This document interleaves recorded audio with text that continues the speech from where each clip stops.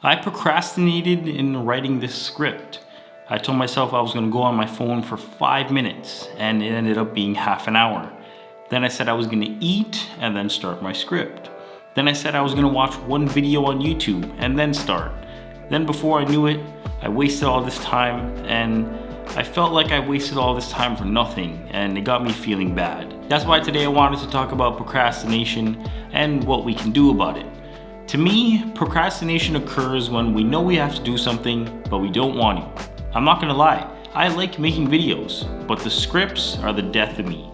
I hate doing them, but I could shoot video all day and not feel any way about it because me shooting videos like this and shooting B-roll and stuff like that isn't work. But script writing is definitely work. When I sit down to write my scripts, when I actually can get started that is, I go on YouTube and I use all of my mental capacity to not click on one of those videos in my recommended and I search for white noise. And I put that on to listen to when I'm writing. Personally, white noise helps me because it's something to listen to and I'm not just hearing the clacking of my keyboard. I don't know why, but it's become somewhat of a crutch when I'm writing scripts. Luckily, I don't need it when I'm sleeping, otherwise that would be really bad, but it's not so bad to rely on it when you're working. White noise helps me, but you can put on anything that works for you. Some people might put on a podcast, but I can't write while listening to people talk, and I can't write while listening to music with lyrics or anything of the sort. If you're bored of the white noise and you want some sort of excitement in your life, you can try one of those lo-fi beats, videos or instrumentals or anything along those lines. This next one is going to sound counterintuitive, but I want you to add more tasks to your to-do list. Now you may be saying, what? Well, why would I do that when I can't even get one task started? And now you're going to sit here and tell me that I should add more tasks to my to-do list? And to that, I say yeah. The reason I say that is because you're underestimating that one task on your to-do list and you think that you can do it quickly and it'll be fine once you start, but that's the problem. You only have one thing on your to-do list, so it looks like, oh yeah, I'll just do it later. When you have 2 or 3 or 4 things on your to-do list, the list looks more daunting. It looks like the things on there will actually take time to do, so you're more likely to get your ass in gear and actually start working versus sitting there on YouTube or on TikTok watching videos and wasting time. So, I was just editing this video, which is why I'm cutting in here, and I remember when I was writing this script last week or in the week, I remembered procrastinating. And I was sitting here and in the back of my mind, I was like, oh, I have to start. But I just couldn't bring myself to start. But then I remembered that I had just come home from work, right? So I had to wash the dishes and then I had to vacuum and then I had to create my budget, I'm pretty sure. And then I had to make my clip that I post on social media and stuff like that. So when I remembered all those things, then I was like, okay, time to actually get my ass in gear now and do something.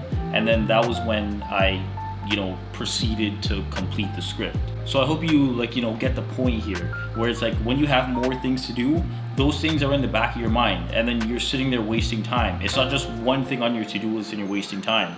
If that one thing doesn't get done, then those other 5 or 6 things aren't getting done. So, that's why I just wanted to cut in here and, kind of say. A small caveat with this whole adding more tasks to your to-do list is definitely a slippery slope though, because you don't want to add so many things that you become overwhelmed and then you can't do any work.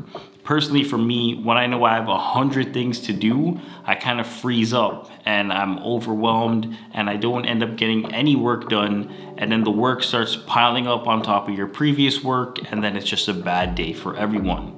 That's why it's good to find a balance between having a good amount of things on your to-do list. Otherwise, you might feel overwhelmed and then you won't get anything done. But let's say that you have one big task to do and you don't know where to start. Like a good pizza, you can't eat it when it's just one big circle. You have to cut it into slices. That's what I want you to do with your next, daunting task. Cut it into smaller, more manageable pieces. Writing scripts for me is daunting. I never know where to start. I never know where to end the video. I just have no clue. Hopefully my writing has gotten better after making more than 200 videos, but if it hasn't, then I don't really know. Anyway, back to the point that I'm trying to make here. Like I said, writing scripts is daunting to me. So instead of saying I have to write my script, I tell myself I'm gonna write a paragraph. I can write a paragraph. Paragraphs are easy. Those are what, 7, 8 sentences maybe? That's no big deal. But say paragraphs are too daunting for you, just tell yourself to write 1 sentence, or maybe just a few words.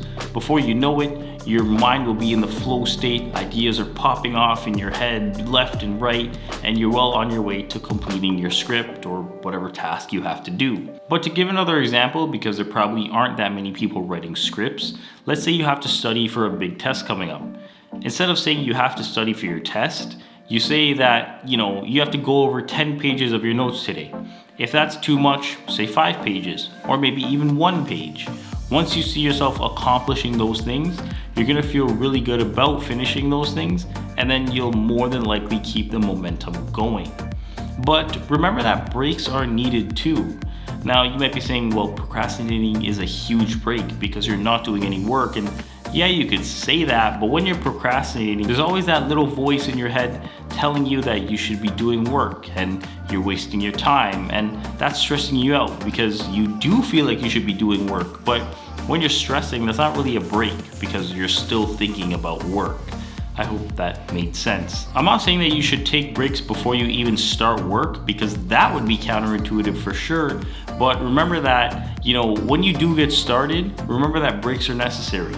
Like I said in this video up here, breaks can help us come back feeling refreshed and motivated. If there's one thing that you take away from this video, let it be this order of operations, if that's what you want to call it. Now keep in mind, this is what works for me, and it might not work for you, but you can definitely try it. The first thing is, like I said, using all of your might to try and not click on any of those YouTube videos in your recommended and go straight up to that search bar and put on your favorite working playlist. Next thing, break down your task to a bunch of smaller tasks. Turn writing out an essay into writing 1 paragraph. Then take a break after each paragraph on your to-do list.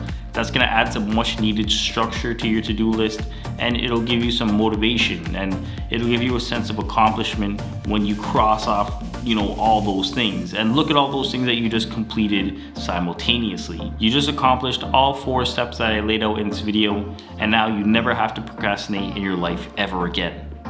Hopefully. And as always, thanks for watching.